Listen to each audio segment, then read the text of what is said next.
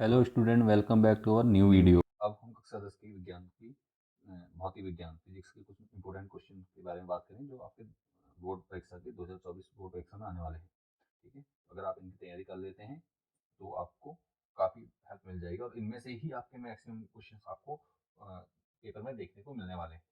तो इसलिए इनकी तैयारी अच्छे से कर लीजिएगा। और अगर आपने केमिस्ट्री की वीडियो अभी तक नहीं देखी तो आप केमिस्ट्री की वीडियो भी आई बटन में क्लिक करके आप देख सकते हैं या प्लेलिस्ट में जाकर आप देख सकते हैं। ठीक है, चलिए शुरू करते हैं अपनी वीडियो। फिजिक्स में पहला क्वेश्चन आपका, निर्वात में प्रकाश की चाल ये बताना है। वो 1 नंबर में आ सकते हैं क्वेश्चन। नंबर 2, कौन सी गैस सूर्य से आने वाली पराबैंगनी किरण से पृथ्वी को सुरक्षा प्रदान करती है। ठीक है। क्वेश्चन नंबर 3 है, एक गोली दर्पण की वक्रता या 25 सेंटीमीटर है, इसकी फोकस दूरी ज्ञात करनी। ठीक है, फोकस दूरी बतानी है आपको। उसके बाद क्वेश्चन नंबर 4 है, दो चुंबकीय क्षेत्र रेखाएं एक दूसरे को प्रतिच्छेद प्रतिच्छेद प्रतिच्छेद नहीं क्यों नहीं करती है। ठीक है, प्रतिच्छेद क्यों नहीं करती। तो क्वेश्चन नंबर 5 है, ओम का नियम क्या है। क्वेश्चन नंबर 6, फ्लेमिंग के दक्षिण हस्त नियम लिखिए। क्वेश्चन नंबर 7, प्रकाश के अपवर्तन के नियम लिखिए। यहाँ पे अपवर्तन और परावर्तन दोनों नियम आप देख सकते हैं, दोनों याद कर लीजिएगा अच्छे से। और यहाँ पे अपवर्तन का नियम स्नेल के नियम से भी जाना जाता है, तो स्नेल का नियम भी आपसे कई बार पूछा जाता है, प्रकाश का अपवर्तन, परावर्तन और स्नेल के नियम के नाम से। ठीक है, अपवर्तन और परावर्तन याद कर लीजिए तो आप स्नेल का आपको ऑटोमेटिक हो जाएगा, क्योंकि अपवर्तन का नियम ही क्या कहलाता है, स्नेल का नियम कहलाता है दूसरा, अपवर्तन का दूसरा नियम। ठीक है। उसके बाद क्वेश्चन नंबर 8 है, मानव नेत्र के किस भाग में वस्तु का प्रतिबिंब बनता है, वो है उसका नाम बताना आपको। ये सारे क्वेश्चन आपके मैक्सिमम 1 नंबर के अंदर आते हैं। क्वेश्चन नंबर 9, विद्युत प्रतिरोध का ऐसा ही मात्रक है। ठीक है, इस प्रकार आप अन्य ऐसा ही मात्रक भी याद कर लीजिएगा। ठीक है, अब चलते हैं नेक्स्ट क्वेश्चन।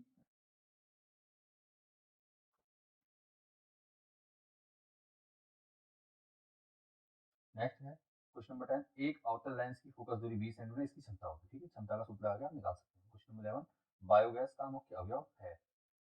भारत में उत्पादित होने वाली प्रतिवर्ती धारा। ठीक है, प्रतिवर्ती धारा, इसका प्रतिवर्ती धारा की आवृत्ति कितनी है। ठीक है, प्रतिवर्ती धारा की आवृत्ति कितनी है। ठीक है। क्वेश्चन नंबर 13 है आपका, विद्युत ऊर्जा का व्यापारिक मात्रक क्या है। व्यापारिक मात्रक बताना आपको विद्युत ऊर्जा का। क्वेश्चन नंबर 14 है, सोलर सेल बनाने के लिए मुख्यतः किस तत्व का उपयोग किया जाता है। ठीक है, सोलर सेल बनाने के लिए किस तत्व का उपयोग किया जाता है। क्वेश्चन नंबर 15, दूरदृष्टि दोष किसे कहते हैं, इसके निवारण के लिए किस प्रकार के लेंस का प्रयोग करेंगे। तो यहाँ पे दूरदृष्टि दोष के साथ साथ आप निकट दृष्टि दोष भी आप चेक करके देख के जाइएगा। ठीक है, निकट दृष्टि दोष किसे कहते हैं, इसके निवारण के लिए आप किस प्रकार के लेंस का प्रयोग करेंगे। उसके बाद क्वेश्चन नंबर 16, चिपको आंदोलन क्या है, स्पष्ट कीजिए। क्वेश्चन नंबर 17, फ्लेमिंग के वाम हस्त अर्थात बाएं हाथ का नियम लिखना है। ठीक है। क्वेश्चन नंबर 18, दिए गए परिपथ आरेख की गणना कीजिए। दिए गए परिपथ आरेख की गणना कीजिए। परिपथ आरेख दिया होगा आपको, चित्र दिया होगा, इसमें आपको श्रेणी क्रम और समांतर क्रम के आधार पर बताना होगा कि परिपथ का कुल प्रतिरोध कितना होगा, परिपथ में प्रवाहित कुल धारा कितनी होगी, परिपथ में प्रवाहित कुल धारा कितनी होगी। ठीक है, कई बार मिस्टेक से बाय मिस्टेक है, परिपथ है, परिपथ में प्रवाहित कुल धारा, विद्युत धारा, तो आपको ये बताना है। ठीक। उसका 21 रहेगा आपका, प्रकाश के स्पेक्ट्रम से आप क्या समझते हैं, स्पेक्ट्रम में किस रंग का विचलन सबसे अधिक व किस रंग का सबसे कम होता है। ठीक है। क्वेश्चन नंबर 22, मानव नेत्र की सामान्य दृष्टि के लिए दूर बिंदु तथा निकट बिंदु आंख से कितनी दूरी पर होता है, नेत्र से कितनी दूरी पर होता है। ठीक है, नेत्र से कितनी दूरी पर होते हैं। ठीक है। और 23 है, विद्युत प्रतिरोधकता से क्या अभिप्राय है, विद्युत प्रतिरोधकता से क्या अभिप्राय है। क्वेश्चन नंबर 24 है, लेंस की क्षमता का सूत्र वो एवं एसआई मात्रक, एसआई मात्रक देखिए। ठीक है, लेंस की क्षमता सूत्र और एसआई मात्रक देखिए। उसके बाद नेक्स्ट 25 है, खतरे के संकेत लाल रंग के क्यों होते हैं। ठीक है, ये आपको बताना है। क्वेश्चन नंबर 26 रहेगा, किसी चुंबक के चारों ओर का वह क्षेत्र जिसमें उसके बल का संसूचन किया जा सकता है कहलाता है। ठीक है, किसी चुंबक के चारों ओर का जो क्षेत्र होता है जहाँ बल का संसूचन किया जा सकता है कहलाता है। ठीक है। उसका 27 है, गोलीय दर्पण के ध्रुव तथा मुख्य फोकस के बीच की दूरी कहलाती है। ठीक है, गोलीय दर्पण के ध्रुव और मुख्य फोकस के बीच की दूरी कहलाती है, आपको बताना है। 28 है, प्रकाश की दिशा में पादप की अनुक्रिया होती है, चित्र द्वारा समझाइए। आपका बायो का है, ठीक है। जल्दीबाजी में कुछ क्वेश्चन आपके मिक्स हो रहे हैं तो उससे कोई प्रॉब्लम नहीं। आपका एक क्वेश्चन बायो का है। प्रकाश की दिशा में पारक की अनुक्रिया होती है, चित्र द्वारा समझाइए। तो इस प्रकार चित्र आ सकते हैं, खाली इतना ही भी आपसे पूछ सकता था, वो बताना होगा। 29 क्वेश्चन आएगा, इन धनुष बनने की घटना को समझाइए। इन धनुष बनने की घटना को समझाना है आपने। उसके बाद 30 निम्नलिखित पर संक्षिप्त टिप्पणी लिखिए। नाभिकीय ऊर्जा और भूतापीय ऊर्जा।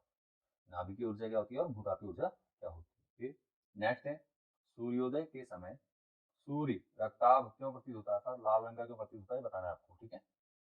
उसके बाद क्वेश्चन नंबर 33, विद्युत जनित्र का नामांकित आरेख कीजिए, इसका सिद्धांत व कार्यविधि समझाइए।